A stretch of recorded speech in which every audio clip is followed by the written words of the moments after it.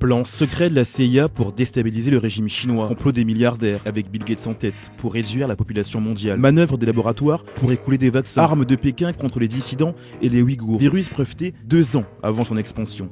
Depuis l'apparition du coronavirus dans la ville de Wuhan le 20 janvier en Chine, les théories du complot les plus folles se multiplient. Certes facilité par les réseaux sociaux, le phénomène est en réalité vieux comme le monde. Alors pourquoi ces thèses conspirationnistes émergent-elles à chaque épidémie? Pour le comprendre, il faut déjà expliquer ce qu'est le conspirationnisme. On a donc cherché une définition dans le dictionnaire. Pour le petit Robert, c'est une entente dirigée contre quelqu'un ou quelque chose. Déjà en 1981, quand le VIH apparaît, de nombreuses théories complotistes émergent. Parmi celles les plus reprises, le fait que la maladie serait une création des USA pour éradiquer la population homosexuelle. Ebola, une maladie inventée par les Blancs pour tuer des Noirs.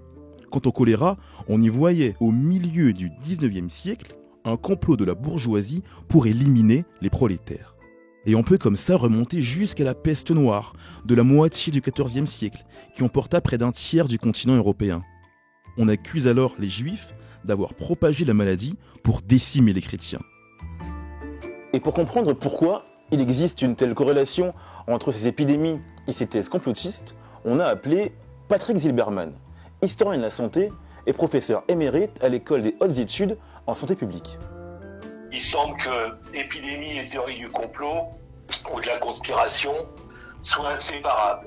Il n'y a aucun espoir de les séparer. Vous adaptez simplement le même raisonnement au monde contemporain, c'est plus les prolétaires, c'est les homosexuels, un jour ça sera autre chose, etc. quoi. Par exemple, pour le cas du coronavirus, l'une des théories qui a pris le plus d'ampleur voudrait que Pékin allait délibérément propager pour décimer les Ouïghours, minorité musulmane de la région du Xinjiang. Didier Desormeaux, docteur en sciences de l'information et de la communication, a lui une formule pour résumer tout ça. Pour lui, le virus est la Rolls des théories du complot.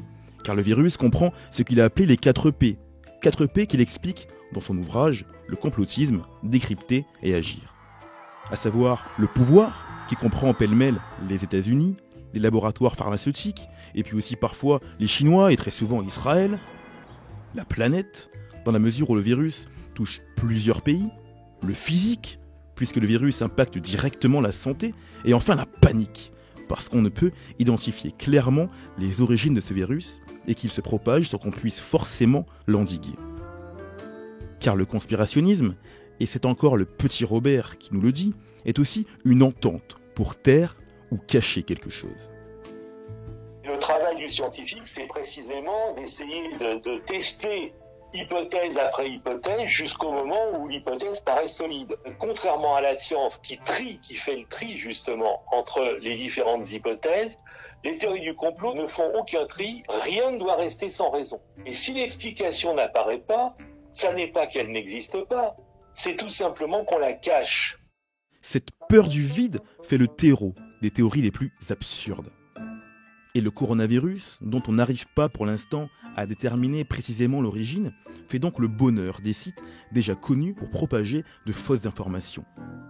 Parmi lesquels des antivax, des activistes opposés à la vaccination qui développent entre autres la thèse que la fondation de Bill Gates aurait prédit le coronavirus chinois il y a 1 an avec une simulation quasi copier-coller prédisant la mort de 33 millions de personnes en 6 mois.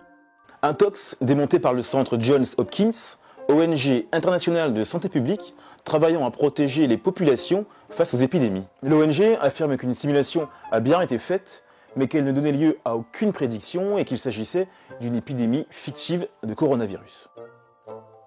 Toutes ces rumeurs menacent la sécurité publique avec des conséquences potentiellement catastrophiques selon des responsables américains. Ils estiment que des milliers de comptes Facebook, Twitter ou Instagram liés à la Russie propagent de la désinformation au détriment de la réponse globale. Maria Zakharova, porte-parole du ministère russe des Affaires étrangères, a elle démenti toute campagne de désinformation de son pays. Une campagne qui rappelle, selon de nombreux experts, les tentatives du KGB pour faire croire pendant la guerre froide que le VIH était une invention de scientifiques américains.